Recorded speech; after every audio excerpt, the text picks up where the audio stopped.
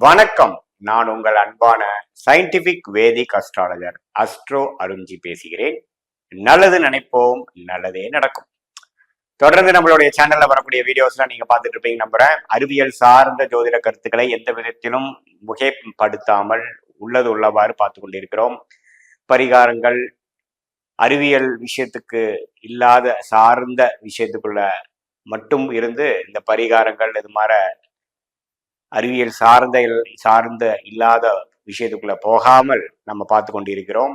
அந்த வகையில பாத்தீங்கன்னா இந்த வீடியோல தனுசு ராசிக்காரர்களுக்கு 2025 ஏப்ரல் மாதம் எத்தகைய ஒரு மாதமாக இருக்க போகுதுன்னு பாக்குறோம். இப்ப பாத்தீங்கன்னா இந்திய வேத ஜோதிடத்துல எப்படி நம்மளுடைய கர்மாலாம் செயல்படுதுன்னு பாத்தீங்கன்னா அந்த ஒளி தத்துவ பிரகாரம் தான் நம்மளுடைய கர்மா இந்த வாழ்க்கையில இந்த பிறப்பில சாதகமான சம்பவங்களாகவும் சாதகமற்ற சம்பவங்களாகவும் உருவெடுக்கிறது. அது கோச்சார அடிப்படையில இங்கிலீஷ்ல டிரான்சிட் அஸ்ட்ராலஜிங்கிற முறையிலையும் செயல்படுகிறது. பர்த் சார்ட், நீங்க ஜென்ம காலத்துல நீங்க எந்த நேரத்துல எந்த தேதியில பிறந்தீங்களோ ஜென்ம ஜாதகம் பிரகாரமும் தசாபுக்திகள் ரீதியாகவும் செயல்படுகிறது. இந்த ரெண்டையும் கூட்டி வச்சு பார்க்கும் பொழுதுதான் துல்லியமான பலன்கள் எடுக்க முடியும். இப்ப கோச்சார பலன்கள் என்று சொல்லப்படுகிற பொதுவான பலன்கள் ஏப்ரல் 2025 தனுசு ராசிக்காரர்கள் எப்படி இருக்குன்னு பார்க்க போறோம். அதுக்கு முன்னாடி நம்மளோட சேனல் ஃபர்ஸ்ட் டைம் வரவங்க மறக்காம சப்ஸ்கிரைப் பண்ணுங்க. ஸோ தட் நம்மளுடைய வீடியோஸ் எல்லாமே தொடர்ந்து உங்களை அடையும்.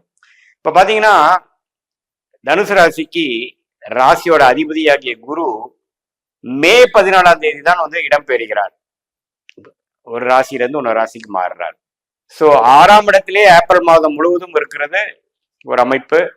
சனி பாத்தீங்கன்னா ஏப்ரல் மாதம் பிறக்கிறப்பவே 3ல் இருக்கக்கூடிய சனி 4ஆம் இடத்துக்கு அர்சாத்திர சனியாக இடம்பெயர்ந்து 10ஆம் இடத்தையும் ராசியும் பார்க்கிறார்.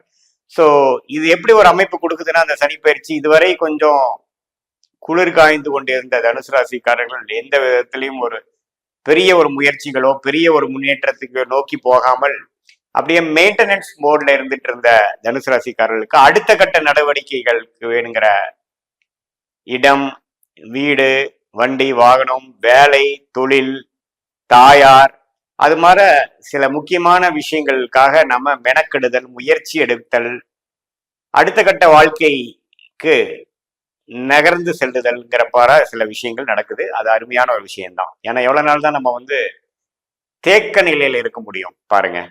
ஸோ அதனால இந்த சனி பயிற்சி ஒரு அருமையான விஷயம். அதே சமயத்துல ராகு கேதுவும் பாத்தீங்கன்னா மே மாதம் தான் மாறுறாங்க. ஏப்ரல் மாதத்துல பாத்தீங்கன்னா 4ல் ராகுவும் 10ல் கேதுவும் குரு பார்வை பெற்றிருக்கிறாங்க. ஸோ இது எல்லாமே பாத்தீங்கன்னா வேலை, தொழில், தாயார், அன்றாட ஒரு ஜீவனத்துக்காக ஒரு முயற்சிகள் எடுக்கிறது, ஒரு மாற்றங்கள் எடுக்கிறது, ஒரு இடத்த விட்டு இடம் மாறுறது, இன்வெஸ்ட்மெண்ட் பண்றது, மாணவர்களா இருந்தா காலேஜ் சேர்றது, ஒரு இடம் விட்டு இன்னொரு ஸ்கூலு மாறுறது, இதே இளம் வயதினரா இருந்தா ஒரு வேலையை விட்டு ஒரு வேலைக்கு போகிறது, முக்கியமான சில முடிவுகள் எடுக்கிறது, அது மாதிரி சில இம்பார்ட்டண்டான ஒரு ஆஸ்பெக்ட்ஸ் 2025, 26, 27 சனி 4ஆம் இடத்துல இருக்கும் பொழுது அதுக்கு வேணுங்கிற ஆரம்ப கட்ட அடிப்படை விஷயங்கள் காய் நகர்த்தக்கூடிய அமைப்புகள், வாழ்க்கை சம்பவங்களை கொடுக்கக்கூடிய ஒரு மாதமாக தனுசு ராசிக்காரர்களுக்கு ஏப்ரல் 2025 இருக்க போகுதுங்கிறது தெரிஞ்சுக்கணும். அதே சமயத்துல சுக்கிரன், புதன் 4ஆம் இடத்திலேயே இருக்கிறார். அவங்க பாத்தீங்கன்னா 10ஆம் இடத்துக்கு சம்மந்தப்படும் பொழுது நான் சொன்ன அதே முயற்சி, வேலை, தொழில், இன்வெஸ்ட்மெண்ட், அபிவிருத்தி, வீடு விஷயத்தை வீடை பெரிது பண்ணுதல், வசதிப்படுத்தல், அல்லது இன்னொரு வீடு விட்டு இன்னொரு வீடு மாறுதல், இருக்கும் இடத்தை சரி செய்தல், அது மாதிரி பல விஷயங்கள், நம்மளோட பூர்வீக சொத்து இருக்கக்கூடிய பிரச்சனைகளை போய் சால்வ் பண்றது, அதுல சில முயற்சிகள் எடுக்கிறது, அதை காசாக்குறது, அதுல வர காசு இன்னொரு இடத்துல இன்வெஸ்ட் பண்றது, அது மாதிரி பல விஷயங்கள் தரக்கூடிய ஒரு காலகட்டத்துக்கு வேணுங்கிற ஒரு ஃபவுண்டேஷன் கொடுக்கக்கூடிய ஒரு மாதமாக புதன், சுக்கிரன் இருக்கிறதும் கொடுக்குறாங்க. சூரியன் பாத்தீங்கன்னா ஏப்ரல் 13ஆம் தேதி தான் பாத்தீங்கன்னா 4ஆம் இடத்துல இருந்து 5ஆம் இடத்துக்கு வரார். சூரியன் மிகவும் ஒரு யோகமான கிரகம். தனுசு ராசிக்காரர்களுக்கு ராஜயோகாதிபதியாக வருகிறார். அவர் 5ஆம் இடத்துல உச்சம் பெறுவது அருமையான அமைப்பு. ஸோ ஏப்ரல் 13க்கு அப்புறம் மாதத்தின் கடைசி பகுதி, அதாவது செகண்ட் ஹாஃப், அருமையான சில பார்க்காத சில நல்ல விஷயங்கள், பிளசன்ட் சர்ப்ரைஸ் என்று சொல்லப்படுகிற விஷயங்கள்லாம் நடக்கக்கூடிய அமைப்புகள் தனுசு ராசிக்காரர்களுக்கு இருக்கு. அத்தகைய ஒரு நல்ல தசைகளும் அவங்களுக்கு போமையாயின் கண்டிப்பாக நல்ல ஒரு அமைப்புகள் நிறைந்த ஒரு மாதமாக, குறிப்பாக செகண்ட் ஹாஃப் இருக்கக்கூடிய அமைப்புகள் இருக்கு. செவ்வாய் பாத்தீங்கன்னா ராஜயோகாதிபதி செவ்வாய் 7ஆம் இடத்திலிருந்து ராசியவே பார்க்கிறார் முதல் 3 நாட்கள். ஏப்ரல் 4ஆம் தேதியிலிருந்து பாத்தீங்கன்னா 8ஆம் இடத்துக்கு போய் சில உடல் உபாதைகள் கொடுக்கலாம். கொஞ்சம் ஸ்ட்ரெஸ், ஜீரண கோளாறுகள், டிராவலிங்னால கொஞ்சம் சில விஷயங்கள் அது மாதிரிதான் கொஞ்சம் இருக்குமே ஒழிய மற்றபடி பெரிய ஒரு சாதகமற்ற பலன்கள் இல்லை. ஸோ பொதுவா பார்க்கும் பொழுது தனுசு ராசிக்காரர்களுக்கு இந்த மாத கிரகங்கள் என்று சொல்லப்படுகிற சுக்கிரன், புதன், செவ்வாய், சூரியன், ஆண்டு கிரகம் என்று சொல்லப்படுகிற ராகு, கேது, குரு, சனி எல்லா சஞ்சாரமும் ஓரளவுக்கு ஒரு மாற்றத்தை கொடுக்கக்கூடிய, அடுத்த கட்ட நடவடிக்கைக்கு வாழ்க்கையை நகர்த்தி செல்லக்கூடிய, வயது வித்தியாசம் இல்லாமல் யோகமான ஒரு அமைப்பு கொண்டு போகுதுங்க. ஆனா வேலை பளு, ரெஸ்பான்சிபிலிட்டி, பொறுப்பு அதிகமாகும். கடந்த 2023-24 இருந்த மாதிரி தட்டி கழித்து போகிறது, பெரிய ஒரு முயற்சிகள் செய்ய முடியாத ஒரு அமைப்பு, கைகள் கட்டப்பட்ட ஒரு அமைப்பெல்லாம் இல்லாமல் கொஞ்சம் தீர்க்கமா உழைக்கக்கூடிய அமைப்புகள் இருக்கு. ஏன்னா ராசியை சனி பார்க்கிறார்.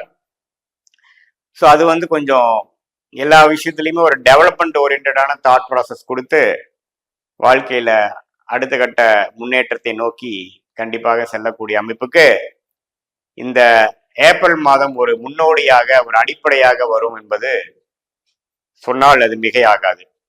மற்றபடி பார்த்தீங்கன்னா இது ஒரு பொதுவான பலனை தவிர உங்களுடைய ஜென்ம ஜாதகத்துல நீங்க எந்த லக்னத்துல பிறந்தீங்க, அந்த லக்னாதிபதி எப்படி இருக்கு, 9 கிரகமும் ஆட்சி, உச்சம், பகை, நீச்சம் அப்படிங்கிற மாதிரி தன்மையில ஸ்தானபலம், திக்பலம், திருக்பலம் எல்லாம் எப்படி இருக்கு உங்க ஜாதகத்துல, எந்த நேரத்துல, எந்த தேதியில, எந்த ஊர்ல பிறக்கிற அமைப்புல உங்களுக்கு எப்படி ஜாதகம் வந்திருக்கு, இப்ப என்ன தசாபுக்திகள் போய் கொண்டிருக்கிறது, அந்த தசநாதனும் புக்திநாதனும் உங்க லக்னத்துக்கு யோகத்தை கொடுக்கக்கூடியவர்களா, இப்ப அந்த தசநாதனும் புக்திநாதனும் நாம் சொன்ன கோச்சாரத்துல எப்படி தனுசு ராசிக்கு போய் கொண்டிருக்கிறது, இதெல்லாம் மிக்ஸ் பண்ணி எல்லாம் சேர்த்து பார்க்கும் பொழுது ஒரு துல்லியமான பலன்கள், அதாவது நெக்ஸ்ட் வரக்கூடிய வாழ்க்கை ஒரு ஷார்ட் டேர்ம், லாங் டேர்ம், எது மாதிரி முடிவுகள் எடுத்தா நல்லது, எப்போ நம்ம ஜெயிக்க போறோம், எப்போ ஒரு பிரேக் கிடைக்கும், எது மாதிரி டைரக்ஷன்ல நம்ம வாழ்க்கை போகுதுங்கிறது எல்லாமே துல்லியமாக நம்ம பார்க்க முடியும் இந்திய வேத ஜோதிட அடிப்படையில.